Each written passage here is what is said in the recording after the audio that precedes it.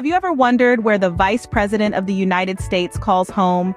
Welcome to the intriguing story of Number 1 Observatory Circle, a residence steeped in history and political significance. Let's turn back the hands of time to the year 1893. Nestled on the northeast grounds of the U.S. Naval Observatory in Washington, D.C., a house was built for the observatory superintendent. This charming residence was designed by architect Leon E. Desez and erected on 13 acres of land that was once part of a 73-acre farm called Northview.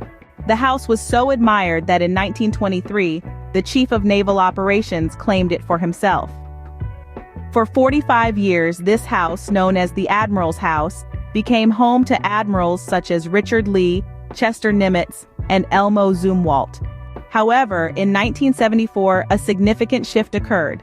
Congress determined that it would be more practical and cost-effective to provide security for the vice president in a government-provided residence. Thus, the house was transformed into an official residence for the vice president, albeit a temporary one by law. Interestingly, more than 2 years passed before a vice president lived full-time in the house. Vice President Gerald Ford ascended to the presidency before he could use the house, and his vice president, Nelson Rockefeller, primarily used it for official entertainment. It was Vice President Walter Mondale who first moved into the house, setting a precedent for every vice president since. Before this transformation, vice presidents had lived in hotels or their own private homes. In fact, in 1923, Senator John B. Henderson's widow offered their newly built home as an official residence in his honor. President Calvin Coolidge, who lived in a hotel during his tenure as vice president, strongly advocated for a permanent residence for the vice president, irrespective of the financial ability of its occupant.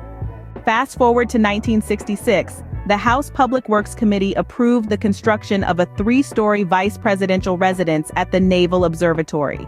However, the project was delayed until 1974 when Congress authorized the refurbishment and furnishing of the house. And so, the story of Number 1 Observatory Circle continues to unfold. From a superintendent's house to the admiral's house, and now the official residence of the vice president, this historic building remains a symbol of American political life. To recap, Number 1 Observatory Circle is a house steeped in history and political significance. Built in 1893, it has been home to the Chief of Naval Operations, and since 1974, the official residence of the Vice President of the United States.